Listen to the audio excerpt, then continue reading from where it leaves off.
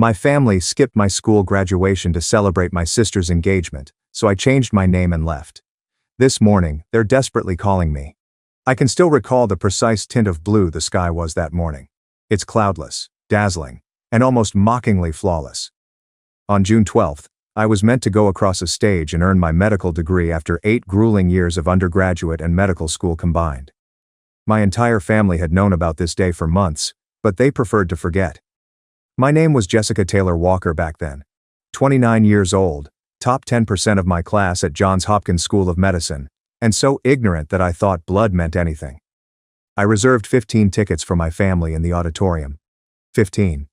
My parents' names are Robert and Karen, my older brother Daniel and his wife Natalie, my younger sister Emily, my grandmother Margaret, my Aunt Carol and Uncle Paul, my cousins Nathan and Lily, and 2 more seats because I honestly assumed someone could wish to bring a buddy or partner I wasn't aware of. The ceremony commenced at 10 a.m. By 9:30, I was standing outside the auditorium in full regalia, my phone placed against my ear, listening to it ring and ring. Nobody responded. Not my mother, father, Daniel, or Emily. I phoned 8 times total. 8 times, I received automated voicemail greetings from people who were meant to love me unconditionally. Dr. Whitfield, my faculty supervisor, discovered me crying in the restroom 15 minutes before I was meant to line up with my cohort. "Jessica, what is wrong?" she inquired, her voice quiet and concerned. I could not even form words. I just showed her my phone, the call log and the desperate text message I'd written that had gone unanswered. She handed me tissues and said something that would stay with me for years. "The folks who show up for you are your true family. Sometimes this has nothing to do with genetics." I stepped across the stage alone. When they called my name and announced that I had graduated with honors and will begin my residency in general surgery at Massachusetts General Hospital, there was no outburst of shouts from a designated family area, only polite applause from strangers and the hollow echo of my own footsteps. The dean shook my hand and leaned forward slightly. "Congratulations, Dr. Walker. You should be quite proud."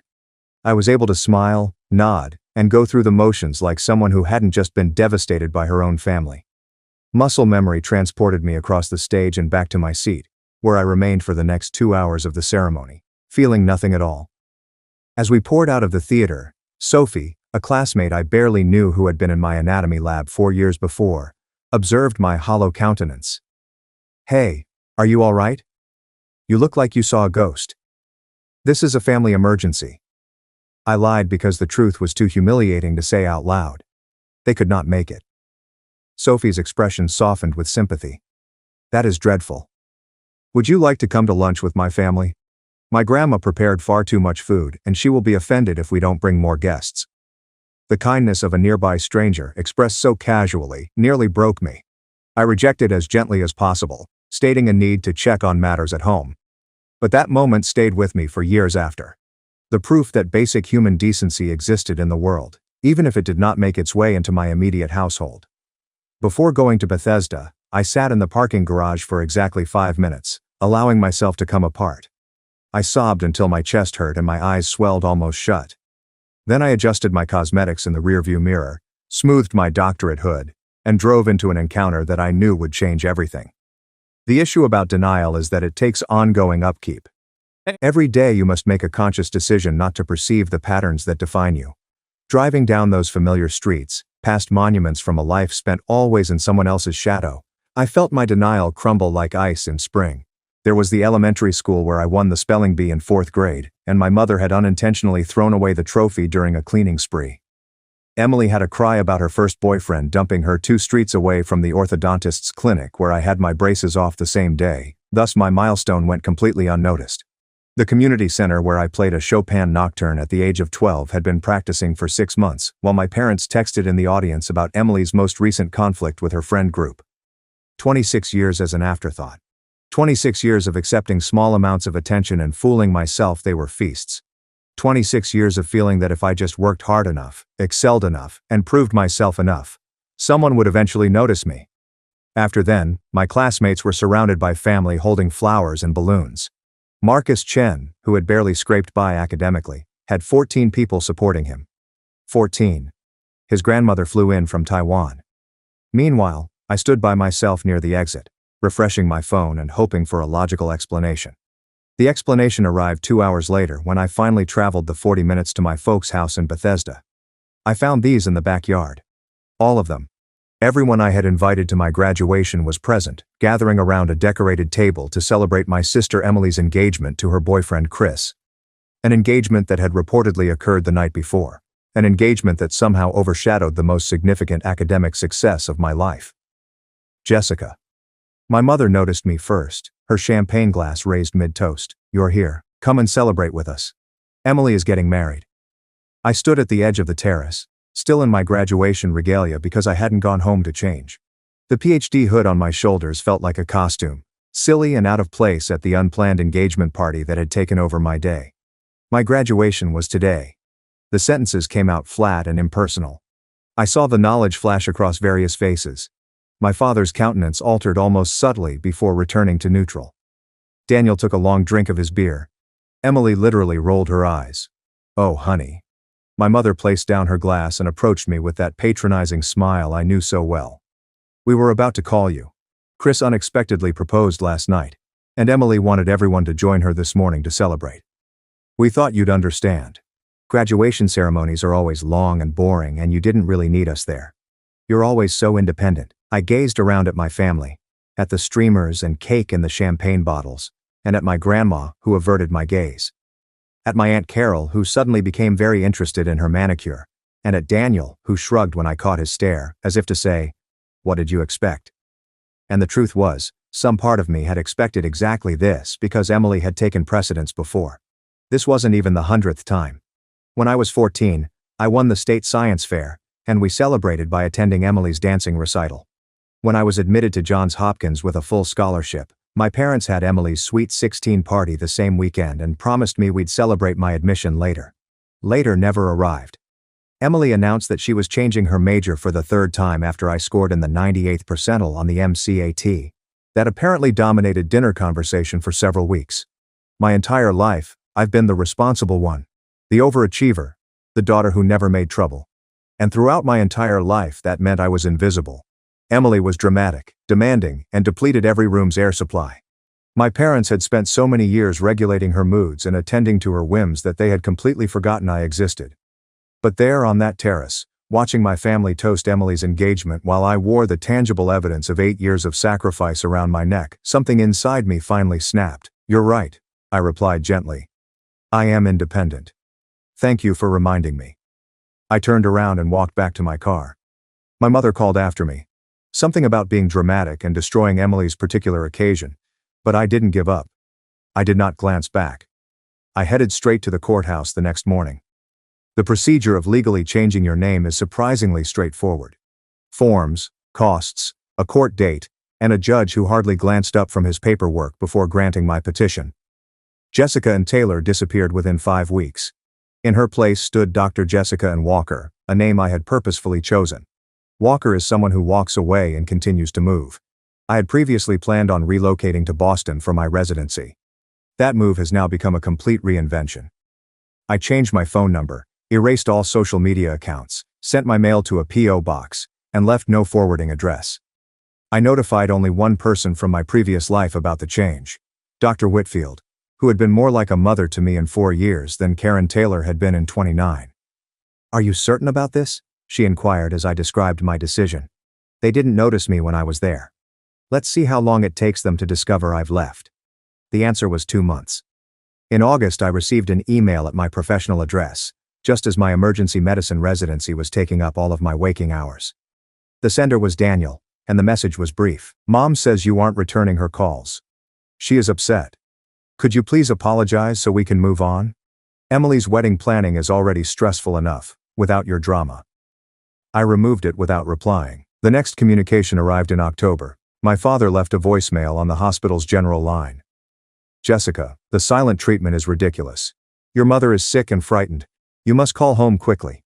I had the administrative assistant advise him that no one named Jessica Taylor worked at the hospital. It was not even a falsehood. By December, my former existence seemed like a fever dream.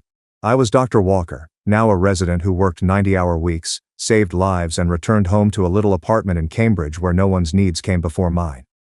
I spent Christmas with 3 other inmates who had similar complex familial backgrounds. We ate Thai food, watched bad movies, and laughed until our sides ached. It was the most enjoyable holiday I'd ever had. Marilyn's silence lasted over 1.5 years. I created a totally new existence at that time. Friends who chose me not out of obligation, but because they truly loved my company. A career that challenged me academically while also fulfilling me emotionally. A feeling of self that was not defined by being the responsible daughter, the neglected sister, or the family afterthought. And then, on a random Tuesday in March during my 3rd year of residency, my grandma Margaret died. I discovered out through a Google alert I set up years ago as a passive method to see if anyone from my previous life had tried to contact me. The obituary was brief, identifying survivors including granddaughters, Emily Taylor Mitchell and Jessica Taylor. Except Jessica Taylor no longer lived, and no one in my family had attempted to inform me. I pondered attending the funeral. For over an hour, I sat with that option, considering it from all sides. My grandmother had been good to me in a gentle way. She'd given me money for textbooks when I first started medical school, which she begged me not to tell my parents about. She came to my white coat ceremony when no one else did. But she had also been present that day. She'd been at Emily's engagement party, sitting in a chair that should have been reserved for my graduation. She had made a decision, just like everyone else. I did not go. 2 weeks after the funeral, a private investigator arrived at Massachusetts General, inquiring about Dr. Jessica Taylor. I know this because my colleague, Dr. Keisha Warren, addressed it at lunch, laughing about how some unfortunate woman's family had allegedly hired a private investigator to track her down. Isn't that wild? Kesha explained, biting at her food. Imagine being so distant that your family must engage a specialist to locate you. Wild? I agreed, and secretly started taking extra safeguards with my sensitive information. The PI was unable to locate Dr. Jessica Walker. The investigator had been checking medical licensing databases and alumni records under my previous identity, never considering cross-referencing physical descriptors or graduation years with newly licensed physicians. Years had passed before my parents decided to take a different strategy, and the trail had gone cold. My parents ultimately found me 8 months later, thanks to a medical journal article that included my name and hospital affiliation. They arrived unannounced on a Saturday afternoon, standing in the lobby of my apartment building as I returned after a 12-hour shift. My mother had changed dramatically in the 3 years since I last saw her. Grace's pinched lines defined her mouth. My father appeared smaller, somehow weakened. For a brief moment, I felt a twist in my chest that could have been sympathy. My mother responded, "Your daughter wouldn't let us down," with that usual accusatory tone in her voice. "We've waited for 2 hours." "Good day, Dorman." Karen flinched, like if I had hit her. "Jessica, this has lasted long enough. We are your parents. You can't simply disappear." "Actually, I can. It's Dr. Walker now." My father's cheeks turned red. "What kind of nonsense is this? Your name is Taylor." "Our name? Not anymore. I had it legally altered soon after graduating. You remember when I graduated, right? The one you passed up in favor of an engagement party." The silence that followed was almost comforting. Almost. Mostly, I felt exhausted. The tiredness of a long shift was exacerbated by the emotional strain of confronting a history I had worked so hard to leave behind. "We did not skip it," my mother finally admitted. "We just had a disagreement. Emily needed us that day, so we made a judgment call. Jessica, you have always been so self-sufficient. We knew you would be okay." "Dr. Walker," I corrected automatically. "And you're correct. I was okay. I'm fine. Better than great, actually, now that I'm not continuously forgotten by those who are supposed to adore me." "We love you," my father said, though he couldn't quite meet my gaze. "You are our daughter. I was your daughter for 29 years. I was your daughter who got straight A's and never got into trouble, and I worked 3 jobs to help pay for my living expenses because you spent my college money on Emily's car after she damaged it for the 2nd time. I was your daughter, sitting in waiting rooms while you went to Emily's therapy appointments, college visits, and everything else. I was your daughter, and I saw you consistently chose her in every situation." My voice remained steady throughout the speech. I'd rehearsed it enough times in my thoughts during sleepless nights, long commutes, and quiet moments when the past creeped up on me unexpectedly. "That is not fair," my mother protested. "Emily struggled. She needed additional help. You were always quite capable. And how was I expected to be something else? What would have occurred if I had struggled? If I had required additional help, would you have suddenly obtained the ability to see me? Or would you have sent me to my room while you handled Emily's current crisis? Neither of them had an answer to it. I wanted you at my graduation, I said, my voice lowering. Not because I wanted approval, or because I lacked the independence to manage things on my own. I wanted you to be there because it was important to me, and I assumed you cared about me. But I did not. I never did. And the sooner I accepted this, the sooner I could stop hoping for something that would never happen. My mother began crying. Big dramatic tears that made me think of Emily. My father wrapped his arm around her and murmured reassurance. And I watched as they formed a unit that had never included me. We want you to come home, my father finally said. For Easter. Emily is pregnant and she wants the whole family there. I had a giggle. I couldn't help it. After all, even after arriving unannounced and facing me with 3 years of unresolved rage, their pitch was still about Emily. Tell Emily congratulations, and remind her that she will have to celebrate without me, just as I did at my graduation. My mother grabbed my arm as I attempted to walk past her. Her hold was shockingly powerful, urgent in a way I hadn't seen from her before. Jess, please. We are your parents? Doesn't that mean something to you? I gazed down at her hand on my arm, her manicured nails, and the 35-year-old wedding band. At the tangible embodiment of a connection I had spent my entire life attempting to feel. It meant everything to me, I admitted humbly. That was the problem. It meant everything to me, but nearly nothing to you. My father took a step forward, positioning himself between my mother and me in the familiar peacekeeping stance I was used to. Let us all calm down. We can discuss this like adults. We are not going to discuss anything. You had 29 years to talk to me, see me, and treat me as if I were even somewhat as important as Emily. You chose not to, and I'm not going to pretend it's okay anymore. This is awful, my mother muttered, tears flowing down her cheeks. You are being purposely unkind. The charge landed exactly where she intended, in the vulnerable spot where my guilt resided. I wavered for a second. These were my parents. They had raised me, fed me, and kept a roof over my head. Wasn't that worth something? Didn't I owe them basic respect, consideration, and forgiveness? But then I remembered sitting alone in that auditorium, the silence where their cheers should have been, and every recital, awards ceremony, and milestone they'd missed. Every time they'd chosen Emily's mess over my accomplishments, every time I'd shrunk myself to avoid being a burden, I responded. You taught me that being cruel to someone meant not showing up for them when it mattered, which I learned from experts. I walked past them, used my keycard to access the elevator, and rode up to my apartment alone. Through the lobby window, I could see my mother gesticulating wildly and my father attempting to calm her down. Neither of them looked up at the building, trying to figure out which window might be mine. They were never very good at looking for me. Spring turned to summer, and my residency's relentless demands continued. I finished my 5th year at the top of my cohort and accepted a fellowship in trauma and critical care surgery at Boston Medical Center. My career was flourishing in ways I'd never imagined, and my personal life was flourishing as well. I've been dating a medical device engineer named Ethan for about a year, a kind and thoughtful man who listened to me and showed up when he said he would. After a lifetime of being overlooked, Ethan's consistent attention felt revolutionary.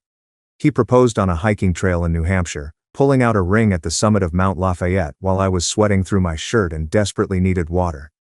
Your timing is terrible, I told him, laughing through tears. That's why I brought champagne. He produced a tiny bottle from his backpack, only slightly warm from the trip. I thought if we're going to do this, we should start how we mean to continue on. Imperfect, but trying. That October, we married in a short ceremony at a winery near Boston. I invited 25 people, all of whom were friends I'd made since becoming Dr. Walker. Ethan's parents flew in from California, and his mother hugged me so hard I thought my ribs might crack. Thank you for making our son so happy, she whispered. I didn't invite anyone from Maryland. Emily learned about my wedding through Facebook. One of Ethan's cousins had tagged a photo from the reception, and by some algorithmic coincidence it had appeared on my sister's feed despite our lack of connection. The email she sent was classic Emily, equal parts victimhood and accusation. I can't believe you got married without telling us. Mom cried for 3 days. Dad barely speaks anymore. You've torn this family apart, Jessica, and for what? Because we missed one graduation years ago. Normal people forgive and move on.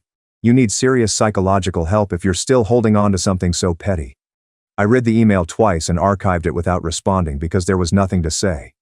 Ethan discovered me in our home office that night, staring at my laptop screen. Emily would never understand that she was the symptom, not the disease. The true issue was a family system that had taught me from birth that my needs were unimportant, that my accomplishments were an inconvenience, and that my presence was optional. Is everything okay? My sister sent an email about the wedding and she's upset we didn't invite them.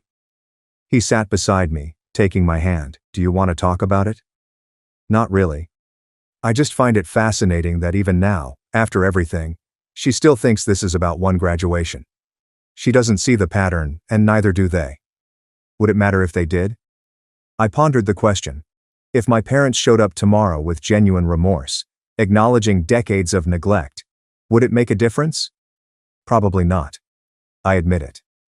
The damage has been done, and my life is better now than it was when they were there. That sounds harsh, but it's true. Ethan squeezed my hand. Then maybe focus on that. The life you've built. The people who actually show up for you. He was right. He usually was. 2 more years passed, and I finished my fellowship and accepted an attending position in trauma surgery at Brigham and Women's Hospital. Ethan's company went public, making us unexpectedly wealthy in a way that still felt surreal.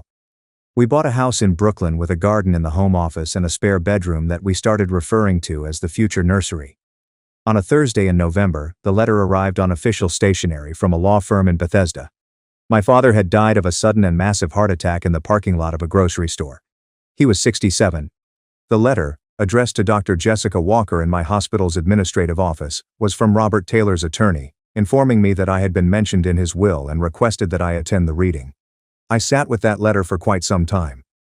My father and I had never been close, even before the estrangement. He was a quiet man, overshadowed by my mother's personality and overwhelmed by Emily's demands. In my memories, he existed mostly in the background, a presence rather than a participant. He hadn't actively hurt me the way my mother had, but his passive acceptance of my invisibility was its own kind of wound. And now he was gone, and I would never have the chance to confront him, to demand answers, to force him to see what his silence had caused. An hour later, Ethan found me crying in the garden. The letter crumpled in my fist. Your father? I nodded, unable to speak. Do you want to go to the funeral? No, I said hoarsely but certain. I don't want to see any of them. I don't want to pretend to mourn with people who never mourn my absence. What about the will reading gave me pause. I'm not sure. I wasn't expecting to be included. We've been estranged for 5 years. Perhaps he felt bad, and this was his way of making up. Making amends would have required courage he lacked, but leaving something in a will, a gesture that couldn't be contested or argued with, that took only the courage of knowing he wouldn't be alive to face the consequences, sounded just like Robert Taylor. The will reading took place 2 weeks later in a conference room that smelled like old coffee and new carpet. I arrived early, deliberately, and sat in a corner seat with a view of the door. My mother entered first, leaning heavily on Daniel's arm. She looked terrible, hollowed out by grief in a way that made her appear decades older. Emily came next, visibly pregnant and supported by her husband Chris. The attorney cleared his throat. Now that everyone is present, we can begin. My mother's head swiveled, scanning the room. Her eyes found me, and her face went through a complicated series of expressions. None of them noticed me right away because they weren't looking for me. Shock, hope, anger, grief. Jessica.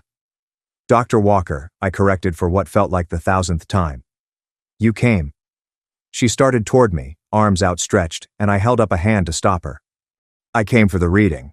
Nothing else. The attorney intervened smoothly, directing everyone to their seats, and what happened next was exactly what I expected. Yep. My mother got the house and the most of the inheritance. Daniel got my father's car collection and some investment accounts. Emily got jewelry, furnishings, and a significant monetary gift to help with the new baby. And then the attorney turned to me. I left the Rehoboth Beach house and its contents, along with the attached letter, to be read privately by my daughter Jessica. The silence that followed was absolute. Even Emily's perpetual motion stilled. My mother's mouth opened and closed several times before she managed to speak. That's impossible. Robert wouldn't. That house was supposed to go to the grandchildren, and we discussed it. Mrs. Taylor, the will is quite clear. The Rehoboth property has been bequeathed to Dr. Jessica Walker, formerly Jessica Taylor, with no conditions or restrictions. I remember the beach house from my childhood, before Emily's needs consumed everything. When my father would take me there alone and we'd fish off the pier in companionable silence. The attorney handed me a sealed envelope, cream-colored and heavy with my father's handwriting spelled out on the front. Both names, Jessica Taylor Walker. I tucked it into my purse without opening it. I hadn't thought about those weekends since I was about 8 years old, around the time Emily began her first round of therapy. She abandoned this family, she didn't come to Dad's funeral, and she doesn't deserve anything. You're right. I stood up, slinging my purse over my shoulder. I didn't come to Dad's funeral, just like none of you came to my graduation, wedding, or anything else. I walked out of the conference room without looking back, hearing Emily's outraged protests and my mother's weeping in grand, slow, placating murmurs behind me. The difference was that I had stopped expecting you to show up a long time ago, but you still had expectations of me, which appears to be a personal issue. The sounds of a family I no longer belonged to, dealing with consequences I no longer had to manage. I read the letter in my car parked in the law firm's lot because I couldn't wait to get home. Jessica, it began. If you're reading this, I'm gone. And I never found the courage to say these things to your face. That's the story of my life, I suppose. I knew what your mother was doing, how she prioritized Emily, how she made you invisible, and I told myself I was helping by not making waves, keeping the peace, and letting things slide. But I wasn't. I was abandoning you just as surely as if I'd walked out the door. I wanted to leave on the day of your graduation. I had planned to go that morning, but your mother was so certain that Emily needed us, and I told myself you'd understand, because you always did. That was the trouble, wasn't it? You understood too much, forgave too easily, and expected too little. The beach house is yours because those weekends were the only times I ever felt like I was being a true father to you. I should have fought harder to keep them, and I should have fought harder for you in general, but I didn't. Now all I can do is leave you with a building full of memories and a letter full of inadequate apologies. I don't expect your forgiveness. I don't deserve it. But I want you to know that I saw you even when it appeared that I didn't, that I was proud of you even when I failed to show it, and that I loved you even when my actions suggested otherwise. Be happy, Jessica, and build a life full of people who show up for you. You deserve nothing less, Dad. I sat in that parking lot for a long time, crying in a way I hadn't allowed myself to cry in years. The letter changed nothing. My father was still gone, my family was still broken, and no amount of apologies could undo decades of neglect. But knowing he had seen me, knowing that somewhere beneath all of his passivity and fear, he had understood exactly what was going on and felt guilty about it, was meaningful. It was never enough, but it was something. The beach home became my sanctuary, and Ethan and I spent weekends there, painstakingly remodeling it, replacing terrible memories with new ones. We removed the faded wallpaper from the master bedroom and painted it a beautiful sage green. We replaced the worn deck boards and added comfortable outdoor furniture where I could sit with my morning coffee and watch the ocean shift through its moods. One afternoon, while clearing out the garage, I discovered a box of old photographs my father had kept hidden behind rusted gardening equipment. The majority of the photos were from before I was born, and they showed my parents as young and hopeful, unburdened by the family they would eventually create. But near the bottom, I discovered a small envelope containing pictures from those fishing weekends we'd shared, just the two of us. One showed me at 7 years old, holding up a tiny flounder with a triumphant expression, and another showed me at 8, asleep in a deck chair with a book fallen across my chest. A third photograph showed my father and me on the pier at sunset, silhouettes against an orange sky, standing close together in a way I'd forgotten we ever had. He kept these separate from the family albums, almost as if preserving a version of our relationship that had been allowed to exist, only in secret, away from the gravitational pull of my mother's favoritism and Emily's endless needs. I cried over those photographs in a way I hadn't cried since reading his letter. My grief was not only for my father or what we'd lost, but also for what we'd never been able to build. Somewhere inside that passive, avoidant man was a father who loved me, saw me, and wanted more for us than stolen weekends and silent apologies. But he'd never found the courage to fight for it, and neither had I. Ethan discovered me on the deck that evening, the photos strewn across the worn table, tear tracks still visible on my cheeks. Tell me about them, he urged simply, sinking into the chair next me. I told him about the fishing lessons, the quiet chats, and how my father seemed different when we were alone. I told him about how those weekends ended when Emily began therapy and my mother proclaimed that we needed to be a unified family front, which meant no more special time for the daughter who wasn't struggling. Ethan listened without interrupting, without attempting to resolve anything, and without delivering cliches about forgiveness or closure. When I was finished, he picked up the photograph of us on the pier and studied it for a long time. Finally he stated, "This is what Margaret gets. This is the version of you that knows how to show up. The person who realized the true meaning of presence through absence. This was just what I needed to hear. Our daughter was born the next spring. We named Margaret after my grandma, who once attempted to be there for me even when she couldn't. When my mother learned about the baby, she made an effort to reconnect. Cards, emails, and even a phone call from my hospital that I declined to accept. Emily delivered a gift basket, which I donated to a women's shelter. Daniel only contacted me once, with a quick message in which he wished me well but made no apology or mention of anything we had discussed. I did not respond to any of it. Margaret's first birthday card arrived when she was 3 months old, addressed to baby Taylor Walker, as if my mother couldn't bring herself to acknowledge either my married name or the name change that had preceded it. Inside came a $350 check and a note written in my mother's meticulous script. Every youngster should know their granny. Please do not penalize her for our mistakes. I gave the money to a children's hospital and threw away the card. The irony of my mother imposing punishment was not lost on me. This was a lady who had spent my whole childhood punishing me for the crime of self-sufficiency, withholding attention, affection, and basic acknowledgement because I did not demand them loud enough. More cards appeared. Birthdays, holidays, and random Tuesdays when my mother evidently felt compelled to reach out. Each went unopened into a box in the back of my closet. A growing archive of too little, too late that I couldn't bring myself to delete. Ethan once asked me why I had kept them. I mentioned evidence, but I wasn't sure what I meant. Perhaps they tried. Evidence indicating their efforts were ineffective. Evidence that I wasn't dreaming the decades of neglect that had led to this arrangement, and that there was actually anything worth leaving behind. Perhaps I saved them because a small wounded part of me wanted to open one and find the words I'd waited my entire life to hear. Not, "We miss you, please forgive us," or, "Think of your daughter," but something more basic and fundamental. "We understand how we failed you. We understand why you've left. You were correct to defend yourself." Those words never arrived. When I eventually got the confidence to read them years later, each card had some variation on the same topic. Their anguish, uncertainty, and amazement over my cruelty. They never acknowledged their role in building the distance between us. They never showed any awareness of what they had done or why I might have needed to leave. Some would call it frigid and unforgiving. A psychiatrist I met briefly after my father died indicated that I was cutting off my nose to spite my face, that I was torturing myself by refusing to reconcile. But she did not understand. Reconciliation necessitates acknowledgement. It is necessary for those who have wronged you to admit their actions. My family has never demonstrated that they realize the gravity of their betrayal. To them, I was still being dramatic about one graduation, carrying a petty grudge, and being unreasonable in a story where they were blameless victims of my unexplained cruelty. Walking away was not punishment. Rather, it was a form of protection. It was choosing myself after a lifetime of not being chosen. Margaret took her first steps in the beach home on the same pier where my father had taught me to fish. Ethan captured it on tape and I watched it over and over that night, amazed at this new existence we had built. This family that genuinely functioned as one. My mother died 4 years after my father, in a nursing home that I paid for surreptitiously through an attorney. I never visited, but I made certain she had good care, a private room, and all she needed. It was more than she'd done for me, and while it may seem petty, it felt right. She was still my mother, even though she had never been particularly good at it.